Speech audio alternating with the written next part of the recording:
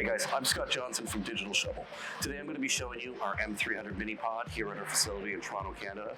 We have one of the largest facilities in North America that's dedicated solely to building Bitcoin mining pods. I'm going to be showing you both one of our 6-pod strings as well as a single unit. These units can go from 300 kW up to 2.4 megawatts. Come take a look at the M300. Each unit can hold 88 S19s or 90 watts miner units. They also run Bitmain S9s or older generation units as well. Shelving units have cable management trays, so you can run your power cables over to your C19 outlets, as well as vertical cable management that will take up to your network switches, which are above. Back sheets are interchangeable and removable, so you can change them depending on the miner type, and you can also change them on a shelf-to-shelf basis. I'm going to show you quickly how you can pop these in and out easily without having to take all the shelves down and without having to go into the fan side. Each unit comes with 2 smart PDUs. Got a 350 amp main breaker. Each outlet has a dedicated 20 amp UL49 listed breaker to go to each C19 outlet.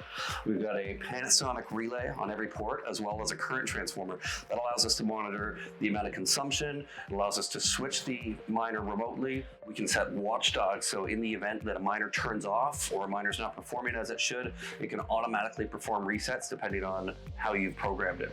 We also have atmospheric monitoring controls, so we're monitoring temperature and humidity, as well as a dew point sensor, which plays well into our hot air recirculation system, which I'm going to go into in a bit. That atmospheric monitoring system also controls all of your fans. So the 4 fans that are in the back, we've got 4 15,000 CFM independently operated fans, and the shutters are gravity based, so in the event of a power outage, they automatically close. These can be easily serviced from the outside. The PDU monitors each fan in real time, so in the event that a fan is told to turn on and it doesn't because there's a current transformer on that, it's going to automatically jump to the next fan and can send you an alert to let you know that. It also rotates which fan turns on first, so you have 4 different fans. Not all 4 need to be on at all the times. It's rare that all 4 are actually needed. It will rotate so you get even usage, and you can see an hour counter through the smart PDU as well. Another really cool feature about our smart PDU is the IP detection, and I'm going to do a video later on that's going to go into our smart PDU and do a tour through the graphical user interface. But one of the really cool features is IP detection. So if you've deployed a large farm before, you know it's very tedious to put static IPs on every single device so you know which one is on which port. With our system, you can put all the miners into the data center, turn on IP detection, start it up with DHCP, and it will automatically go through turning one miner off at a time while it's pinging the subnet and identify which miner is on which outlet, and then feed that data into a format that you can export and also label it on your smart PDU so you know which outlet is associated with which IP. One of the options on our containers is our security package. So we've got a magnetic door lock with a key fob access, so it can be a fob, it can be a punch key, or you can use conventional door lock as well to override that. In addition, we have cameras outside of the pod and inside of the pod. We have a partnership with Reolink, which does offer an NVR. You can access that remotely through an app, or you can have it recorded to an NVR, which can be added into the pod as well. For our air intakes, we use a relatively unique awning-based intake system. The reason we do this is twofold. One, it makes it a lot more difficult for water or snow to penetrate up here, and if you do have a snow buildup, the snow is going to drift off of these awnings, prevent your filters from freezing up. In addition to that, we boast 60% more surface area than using a conventional louver. So if you had a wall of louvers going up vertically, we have 60% more area of filters compared to using that setup. Inside each one of these 3 awnings, we've got 6 24 by 24 by 4 inch deep pleated filters. You can run anywhere from a MERV 4 up to MERV 15. We generally recommend a MERV 8, which comes standard. The filters are held in by our filter retainer system, which at the bottom, there's actually a foam mesh that goes around the outside that holds down on the filter that prevents a really good seal to prevent dust from getting into your container. As I mentioned before, our containers have a very unique hot air recirculation system.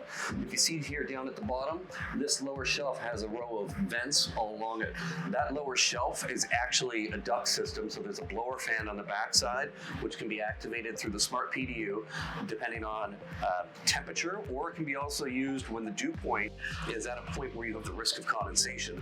That's going to prevent condensation and moisture getting into the container by taking that hot, dry air from the other side, pumping it back onto this side, and mixing with the cool air that's coming into your container. So in addition to the membrane around the filters, we also have weather stripping that goes all the way around down through the bottom to prevent water ingress from the pods, especially if with the fans all running at 100%. If you do open it up with the door open, you're going to get some water in. Throughout the bottom of this corrugated floor, there are drain holes, both here and here, to allow any water that does ingress into the container to get out quickly, as the air flowing through the container is going to dry it quite rapidly. So as I mentioned before, these pods can operate independently, or you can operate them in a string. You'll see behind me, this is a 6-pod string, which is about 2 megawatts. Well, as it's set up right now for this particular client, they're going to be running it in a 1.8 megawatt configuration, but you can go up to 2.4 megawatts with a single switch gear.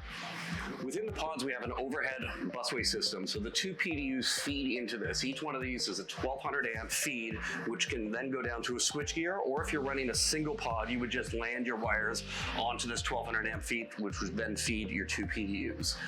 In this case, we're going to take a 1200 amp feed. It would come over here. It would connect to this next pod through a jumper kit, and then you'll see here there's actually a second 1200 amp feed that this dog legs and turns off, and that'll connect through to our switchgear on the other side. You can have a total of 4 1200 amp feeds, which would then go into a main switchgear, which you'll see over here. So our 4 1200 amp feeds would then come down through these mains and connect into 4 1200 amp breakers. These do have an electronic trip unit, so you're able to change the amperage depending on the size of your transformer and size it adequately. The switchgear, as you see here, is rated at 4800 amps, although that is adjustable down in 10% increments. You can also purchase the unit as a 3600 or 2400 amp unit. Oftentimes for large deployments, what we'll do for clients, depending on what the delivery schedule is we can send the switchgear in advance so they can run their main, they can run their cable trays, or however they're going to connect to this, get all of that work done, and then add the pod separately.